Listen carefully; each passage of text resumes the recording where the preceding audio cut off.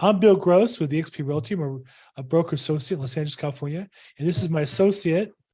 Yeah, Patricia Castillo here in Downey, California. The Beverly Hills of the 562. That's and right. Our good friend. Gustavo here in Orange County. Behind the orange curtain, Gustavo Segura. Very nice. Welcome. And we're here to talk about all things home buying. So let's see. Let's start with what might be interesting to talk about. How about those interest rates, Gustavo? Yeah, they didn't come down as much as we wanted them. They went the other direction a little bit. The Fed backed off as far as raising the Fed fund rate about 25 basis points. Everybody was very happy about that. But then the job market report came out. That was very strong. Added, I think it was over 500,000 jobs. And then now we've got the inflation report for January, and that came out a little bit higher than expected. So that market did not react very positive. Well, what's it mean for home buyers? I can tell you, I was at a court auction last week, and we had an escrow at 720 and got overbid up to 925. I was on one this morning, came in at 517 and ended up bidding at 617, 750. So there's buyers looking for deals still. There's, it's not that nobody's buying. There might be less people bidding per house, but it seems there's still demand. I closed an escrow. It was tough. The sellers had to give a little bit to get it closed. But then we turned around, the same buyer got on another property on a full price offer. So there's a lot of activity, even given these rates. I think the problem that's causing the rates to go up is the stronger than expected economy. Right.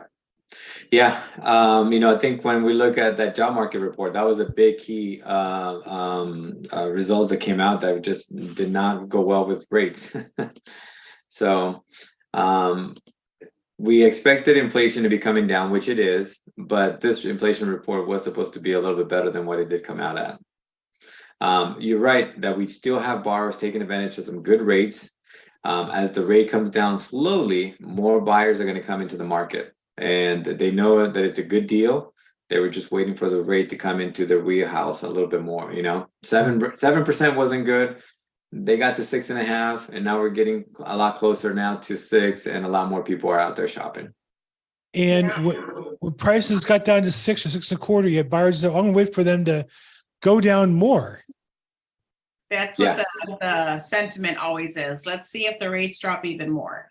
But, in reality, like you said, Bill, there's a lot of buyers that are coming back into the market right now that might have taken a seat back, last year. And I'm seeing that as well. What is not well publicized with buyers and even first-time home buyers is all the opportunities that they have right now.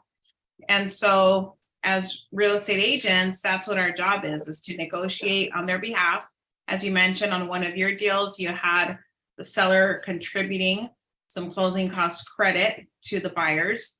And that's what it's really taking in today's market. It's a team effort to get the deal closed. So if you're looking to purchase a home, there are opportunities as far as having your closing costs paid for, or possibly having your interest rate brought down for maybe the first year or even the first 2 years. And that's something that would come out of the seller's proceeds. So they contribute that to the buyers in order to help them get into the property. And obviously they want their property sold. So when you're looking at, what the rates are, I would say don't even let that scare you, because there's definitely a workaround, and that's how properties are getting sold right now. So it's a good time, if you've got a down payment saved. And also we're in the middle of tax time now. So if you're getting a refund, it's a great opportunity to allocate your refund towards your down payment and just make that a stronger down payment for you. There's people buying properties. So it's one of those things where you can, and I have buyers who'll be in chat, I on my social media, they'll put, I'm going to wait for rates to come down 20, 30%. And it's like, okay, but that was 6 months ago. And here in LA, they've only gone up a little bit or stayed the same. They're really not coming down. Mhm. Certainly in some markets, Phoenix, Austin, it's a different business than here. Their finances are different. We don't have any place to build in Los Angeles. Even if we did, they don't want to build. If they had free, when there was empty land, I had a listing with a couple acres here in LA that you think the politicians want to build housing. They don't really want to build. Or they do, it's so expensive that it doesn't make sense. So until we have alternatives, there's only one, we have more people, the same number of houses, the prices for those are just going to go up over time. Yeah, absolutely. So, So we're looking. I see Prit Lavani and Jackie Falcon are on the call today. So welcome to our call today, Prit and Jackie. How are you guys doing? Good, thank you. Great. If you have any questions, you can go ahead and just jump in. We do, encourage participation. Or if you'd like to just enter your question or comments into the chat box, we'll be checking that throughout the Zoom call as well. Okay. Yeah, I'm just kind of listening. I wasn't sure what to expect, so. Yeah, this is a very collaborative call. Okay. So as I mentioned, if you have any questions or you've heard something recently and you just kind of want to throw it at us and verify it, we're here to help you with anything we can, offer any type of guidance in the home buying or selling process. So I myself, I'm a real estate agent, just like Bill, and Gustavo's a lender. So if you have any questions about financing or different types of loan options, we could go over that as well too. Yeah, I mean, I guess I do. I have never purchased a home, but am thinking about that for myself, and I don't, it's just so expensive. So I'm like, I don't even know if that's in the cards for me, So What area are you in, Jackie? I live in Sherman Oaks. Oh, okay. I used to live in West Hills Oh, cool. many years ago. Yeah, I'm in the valley. I like the area. I do. Mhm. Pretty. Sherman Oaks is a nice place to live. Yeah. So, yeah. And what I would say to that, Jackie, is being able to talk to someone like myself and being able to have a little bit of an analysis done will help you get a better idea of where you're at exactly. Like you said, you maybe not, maybe yes. If you are a little bit away from it or a lot away from it, at least being able to talk to someone and have an assessment done will help you see where you're at and what steps you may need to take in order to get there. Maybe it's in a year, or maybe it's a little bit longer, or maybe it's now. But at least having that conversation will definitely help you out. Right. Yeah. So I'm more than happy to take a look at and just talk a little bit more about your specific situation. And then that way you know exactly where you fall under. Right. Yeah. And, I should, about a year ago, I did have I think I did have that looked at, where I looked at what it would look like for me to get a loan. And so, here I am a year later, and, I'm still not quite there, I think is what it is. So I don't know that I'm even viable at this point to be able to get a house, but it is interesting listening to you guys talk about what the interest rates look like now, and are people buying right now, and it's interesting for me to hear, because my goal is ultimately to buy a house. Sure. So we did cover something last week that I think was really interesting, for a lot of buyers that are in your situation. Yeah. Where they're interested and maybe, looking to see what they could qualify for in today's market. Right. Because as the months and years go by, you're working on, paying down your debts, and you might have an increase to your income here and there. So those are things that, Gustavo's able to look at without pulling your credit. And that's something that we covered last week over this homebuyer seminar, was basically doing what's called a soft pull. And so he'll look at your scenario without pulling your credit and give you a pretty accurate, response on what your analysis looks like. So that's okay. I'd be interested in that. I think that's really, advantageous, is to look at your scenario without doing the full loan application, because sometimes that deters people just because they think it's very time consuming and a lot of documents are required. So it's already putting pressure on in the beginning. But I think this is a really smooth process, the way that Gustavo handles it. And so, like I said, it doesn't require a lot of documentation up front. And just having a quick phone call, he can give you a pretty good idea of where you're at. Okay. Yeah. So I'll give you a call after the Zoom today, and then we can just talk a little bit more about that. Cool. Okay. Yeah, thank you. So we were Gustavo and I were talking earlier before we got on the Zoom about income documentations to qualify.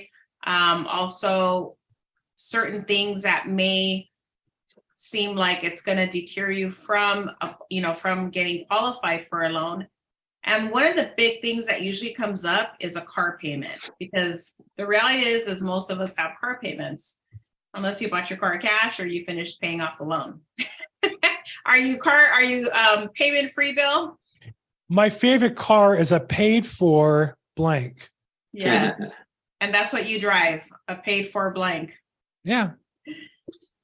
So basically, if let's say you were looking for a better interest rate and maybe you were having some credit challenges and somebody else co-signed for you in order for you to get that better interest rate. We come across that a lot as well, where the home buyer may say, it's really not my car payment. I co-signed for somebody. I lent them my credit so that they can qualify, maybe their, son or daughter or sibling.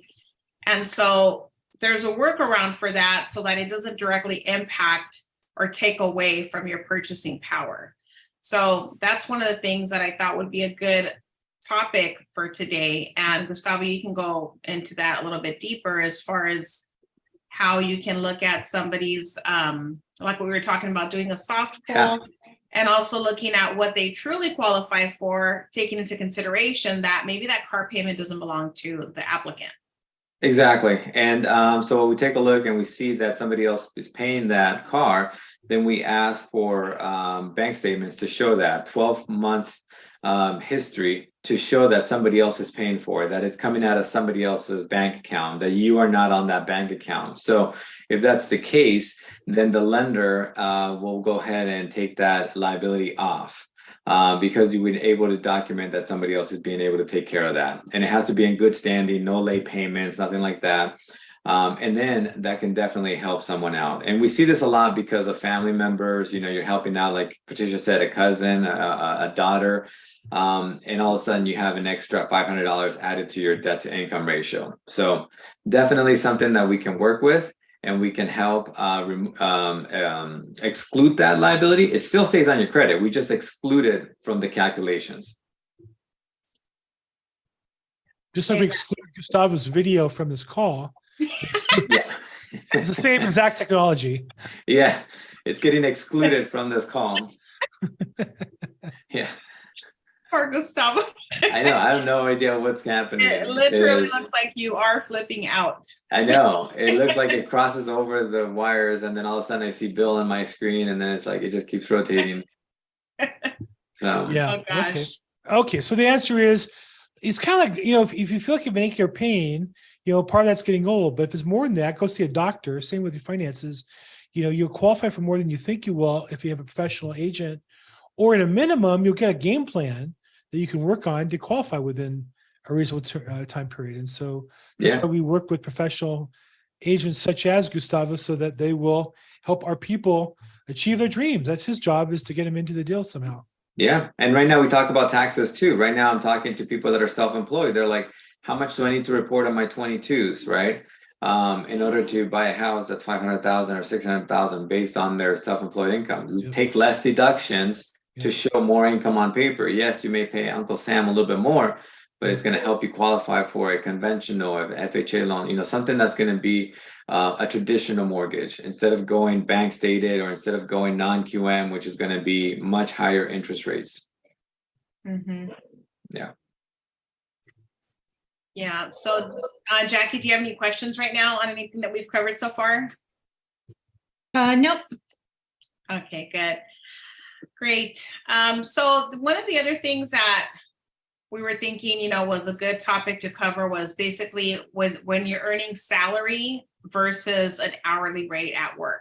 So if you have a salary type of employment, that is a different type of, you know, analysis as far as your qualification goes in terms of your purchase price and what it looks like if you're getting an hourly rate, paid an hourly rate. So Gustavo, what does that look like for, or how does as a lender, Yeah. how does that affect, you know, the qualification, whether you're getting an hourly rate or a paid salary?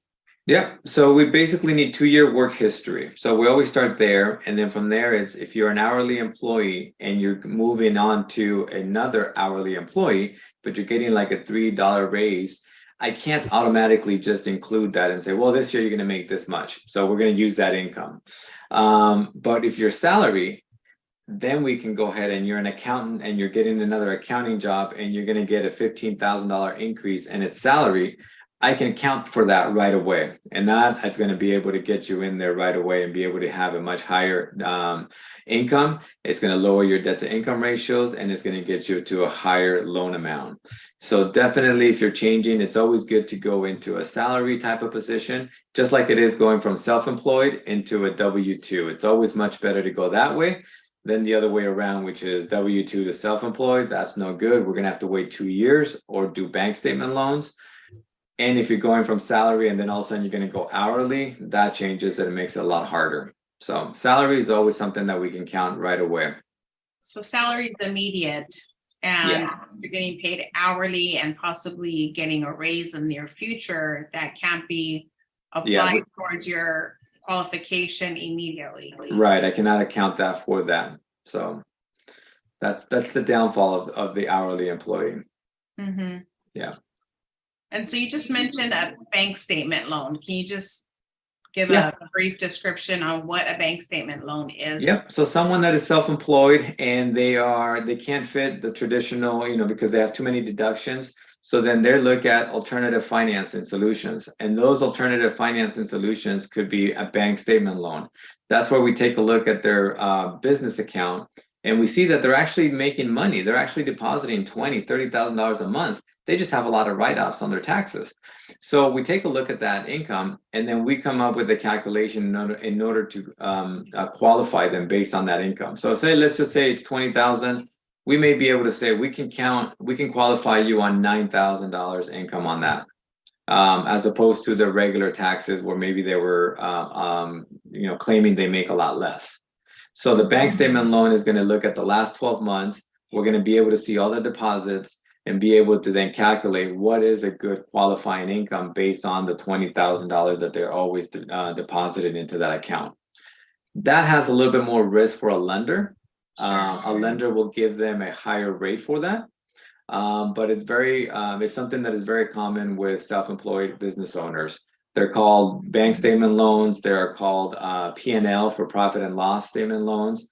And they all fit into the umbrella of non-qualified mortgages because they don't follow the traditional Fannie and Fannie Mae guidelines from Freddie Mac. So that's why it's a little bit of a higher risk for the lenders. They can still do something with that loan as far as secondary market, but it's not going to go to Fannie Mae and Freddie Mac, which they're the ones that are buying, 70% of the loans out there. Right. And at some point they can refinance and get out of that. Yeah, so at some point they can. We just have to take a look at what are they doing after with their taxes. So it's all going to come back to that tax situation. If they continue to stay as is, meaning they always have to stay non-conforming, eventually as the rate comes down on the non-conforming side, the rate's going to come down as well. So if right now they're at 8.5%, when all the rates do come down, the non-qualifying mortgage rates will also come down and they'll be at 7, 6.5. And that's how it was before when during COVID. As everything comes down, those rates also come down. So if they refinance into a lower rate, then they can just stay there a little bit longer. Yeah, so even if it was a non-QM loan, and let's say in this case it was a bank statement loan, and as you mentioned, the rate may be at 8 or 8.5. Mm-hmm. It's still something that shouldn't sound too scary because they could still take the benefit of let's say a seller that's willing to buy down that rate for them, which would bring them back down to where the rates are actually at today, which is, And I think so, we're at 6.75. And I always tell the self-employed business owner, keep in mind, you're already saving a lot on the taxes side because you're not getting hit on the income, So Right. yes, you're going to be paying more on this side of the business, but it's one side or the other. If you're really going to put on there, less deductions and all those itemizations, then you're going to be paying more on your taxes, but your income on paper is going to be higher, which allows you to qualify for a traditional mortgage. But if you don't want to do that, then that means that you're going to have to pay a little bit higher more on the interest rate when it is a non-qualified mortgage. Right. Yeah. That makes sense. Yeah. Obviously, the lender has to cover themselves somehow. Correct. Yeah. Mhm. And they have different guidelines too. A lot of times they want a little bit more down payment as well. So, again, these loans are a little bit outside the traditional guidelines. So the lender, like you said, they're covering themselves and they are asking for a little bit more information. Right. And maybe somewhere more like a 25 to 30% down payment. Yeah, sometimes it's very common to see at least a minimum of 10%, and then they go into 15, 20, and then depending if it's an investment property, the property type, a second home, all those things, they want a little bit more down payment. They want to make sure that this is not going to go into it. This is not going to be a 3% down loan program, right? So, Right. yeah. Yeah, you gotta have some skin in the game for these types of deals. Exactly. So, but there's a lot of options. I think the main thing is, even if you think you may not be there, let's talk about your situation. That way, specifically what we can help out, like we talked before, there's down payment assistance programs. Is that a good choice for them or not? So at least let's have that conversation so that we know what's available for them. Yeah, because there's still money in those programs. So that might be something that could still work for some people that are, looking at purchasing a home. Yeah. So that's something that, we'll always look into for you as a down payment assistance program. And is that going to be something that, you fit into that criteria that you can take advantage of that program? Right. Correct. So we are at about 5:25 p.m. Pacific time. Do you have anything to add, Bill, at this time? No, I think you guys did a nice discussion on, again, we've said this every week. It's about preparation. Anything you want in life, anything of value, you got to do the work and you got to prepare. And whether it be getting your taxes done or getting, credit run or your income reviewed by a professional, that's the preparation. That's the hard work we got to do. Mm-hmm. Absolutely. Yeah. Well, we're here to help you guys and answer any questions. So, I always say it's always a good time to buy if you're ready and if you can afford the payment. So, that's what we help look at as far as what your situation is.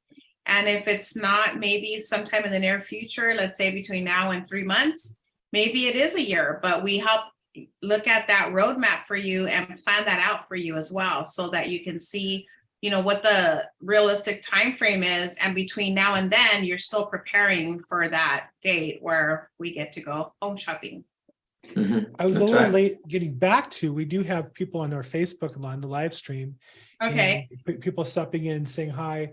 Jill saying she's in Sherman Oaks. Of course, Jill, Spetty, everything over Sunset's really your territory. We try not to sell anything over there. We leave all that to you. And she says, if there's more housing, with the excess. Well, she makes a good point. You hear about people leaving California, there should be more housing, but we have more people leave California than come to California from other states. But we have more people coming into California from other countries. So our population is growing. It's the number of people moving to other states that's declining. But our overall population has continued to grow. So there's no empty houses. In Japan, 13% of all houses in Japan are vacant because their population has declined so much that they don't have enough people for the houses. And they project the next 10 years, 30% of all houses in Japan will be vacant. How's that for Wow. Wow. I don't know that we'll ever see that here in California. I have two clients that left California a few years ago, and now they're looking to come back, and they're trying to see what they qualify for and Wow. Make their way back to California. Wow. Okay. Well, let's hope to come back. Love to have you guys back. Mhm. But that said, what else? We have that's our comment. So I think we've done it. I'd say we've done a good job today. And if you want to buy a house, contact Patricia, contact Gustavo, and let's get in process. And we're here to help you guys. That's Final, right. final words, Patricia. Well, thank you everybody for watching today, and I'm always here. I'm always available. So give me a call. Happy to help you. I'm at 323-365-9909. Gustavo. Likewise. Yeah, likewise. Thank you. And 714-334-4563. And thank you again. And I'll figure out this camera, see what's going on with this issue. Okay. Well, great. Well, thanks for having you. And again, we do this every single Wednesday, 5 p.m. Pacific time, 8 p.m. Eastern. We live stream it on Facebook and YouTube. I'd love to have comments on there. Thank you, Joe, for stopping in as always and saying hi. It's always great to see you. And for the rest of you guys, have a great week. If we can help you, please reach out. Thanks, everybody. Thank you. Guys. Bye. Bye-bye. Thank you.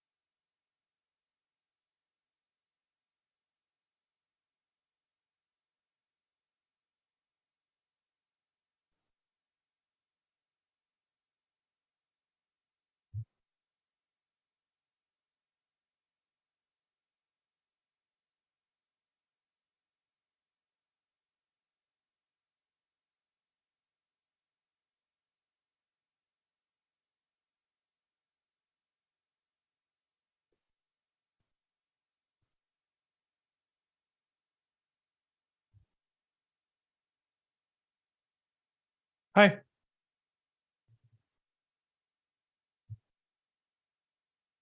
Yeah, I'll be fine.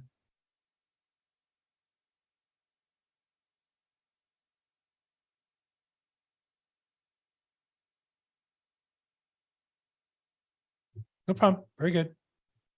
Okay. Thanks, bye.